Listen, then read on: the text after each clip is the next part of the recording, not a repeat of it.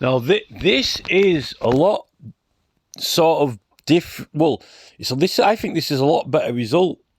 This is really what is a lot more interesting and fair in an election, really.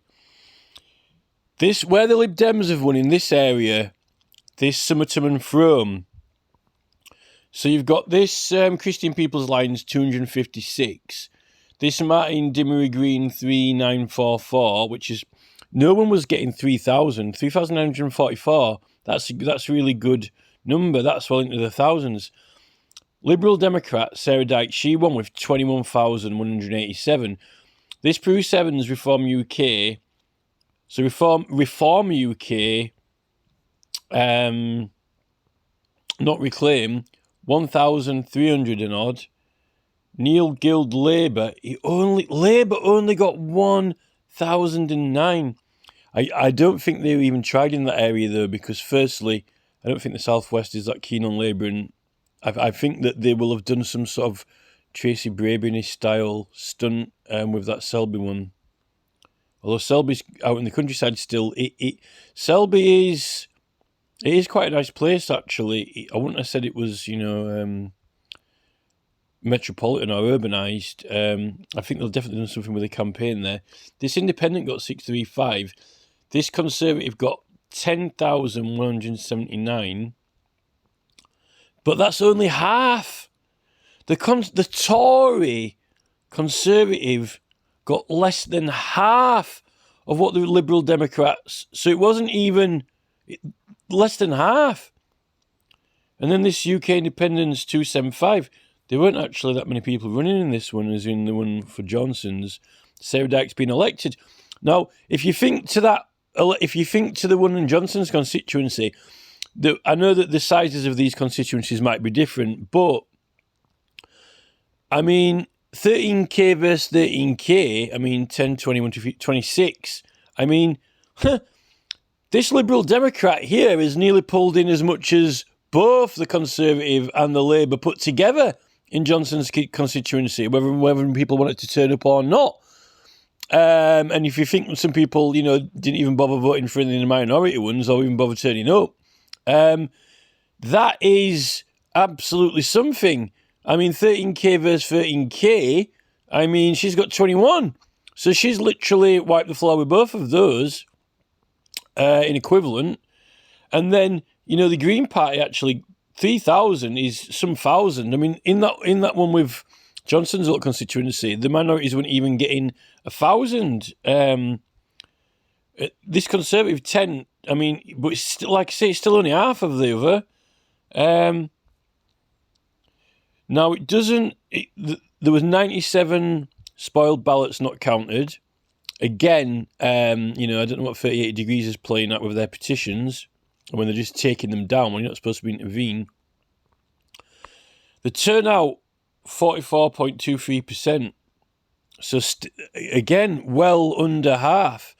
Well under half. People aren't actually... Northern Ireland actually had more greater turnout. I mean, it was like, I'm sure it was 54% or something. This is dire. I mean, this is 3 separate areas, and they're all well under half. I can't believe that. There's something going on. The government know the figures in voting turnout have been going down, and then they're not bothered about bringing in digital. If the voting figures are going down, right, why do you need digital ID? If there's less and less and less people voting than what there used to be, then why would you need digital ID if there's less people turning up? Because there's less people to check and less people to verify, right? So why would you need the digital ID?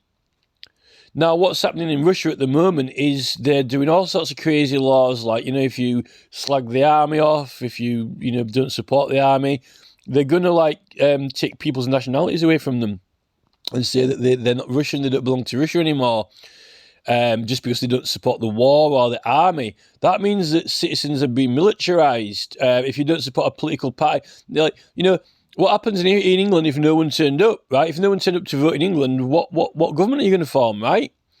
Well, in Russia, if you don't support the military, full stop, then you're not going to be a citizen anymore. That is a regime. That really is ridiculous. Which means the country basically is an army. It's there for purposes of army. If the first thing, the main priority of the country is to support the army and not vote for what you want the government to do in the first place, then the country is an army, and its purpose is war. That is its goal and purpose. It's not for the people to elect people and live a life. It's to wage. Your purpose of being born and living is for warfare, which is not a great idea of life, really. The electorate was 87,921, so, I mean, I'll have to check that with the other electorate, because I don't know how much I don't know if this one's significantly more or not. But then again, I mean, any number of people could have turned up and voted whichever way. One thing's for certain, the Lib Dems are a hell of a lot more popular in this Somerton Frome area than either the Labour or the Conservative are put together in Johnson's area, which doesn't look good for the two main parties that are in opposition. They don't like Lib Dems, but they definitely... the winning party has got a very substantially small number of people supporting it. People are turning away from politics now, for sure. And the way it's going, as long as and people, don't own their own businesses and their own companies and their own boss. Everyone works for these big corporate organisations that tell you what to do now. And they're in charge. They're running the show. These corporate entities are running the show. I think they're gearing up towards not wanting us to vote, but purpose of life is to consume their things and go to their shows and do their stuff. But the thing is, I think that once they don't need us to make things, once they don't need us for the workforce, I'm quite certain that they won't really need us at all, because there's nothing worse to the Tory party than having a lot of spare people who don't agree with them. It's the last thing they want. They don't want loads of people with spare time twiddling their thumbs who don't agree with them, particularly socially, if you don't need to work. That's the last thing they want. They'll only want a minimum number of their favourites, knocking around and all the machines doing all the work and, just purely automated. That, I think that is what Sunak and Blair and the world are coming for. I mean, I'm sorry, but, Zuckerberg and Elon Musk. And if Zuckerberg thinks that he's a socialite, he might have a lot of friends, but, the whole metaverse and everything, I don't think that he... I think he underestimates the people who are a lot more... I mean, Zuckerberg, he's a computer guy, he does social media, but he's working on metaverse goggles. He's not military, it's not Putin. Musk's been dabbling around in certain military things. I don't think that... the problem with Musk, this new generation of sort of people who've been making loads of money out of YouTube, some people used to, people used to say they were spoiled, if they, this is like a ultra mega spoiled new phenomenon, and unfortunately they've got all the little kids to kind of like love them and like them as if they were like the...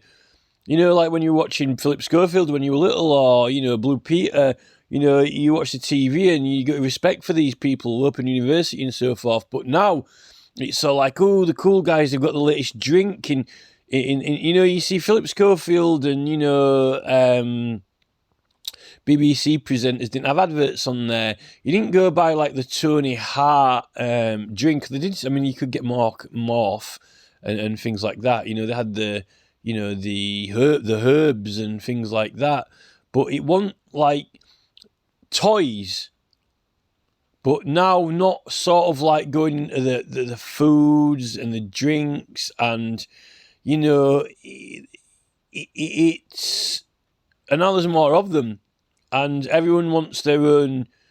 Everyone wants to be sort of like either a hip hop rapper with, you know, bitches in a car, and, you know, Snoop Dogg, and, you know, the gold necklace chains, and, you know, going to Iceland and flying around on God knows what, you know, sand dune buggies, you know, just like ex-presidents, you know, the ex-presidents rob banks to finance endless money. No, the YouTube star, you know, the YouTube, you know, top subscribers, you know, rob their fans to finance their endless obsessions shows or whatever.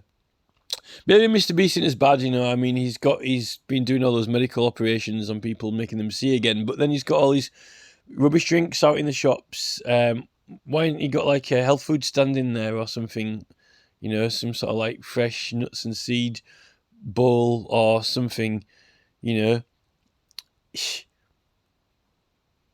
I think that people are turning away from politics. Although here,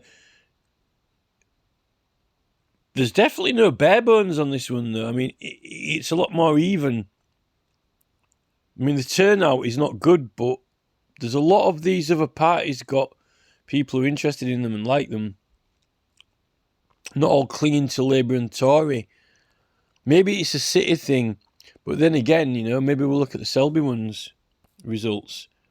But I think that that's a very strong result, regardless of what size the constituency is.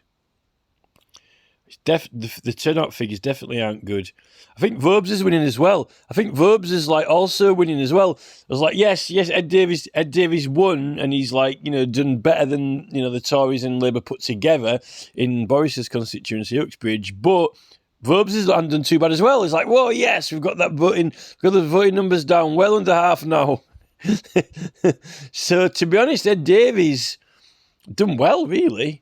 Well, he's part of this. Sorry, the girl has. I think that Sarah Dyke was quite a strong candidate, to be honest.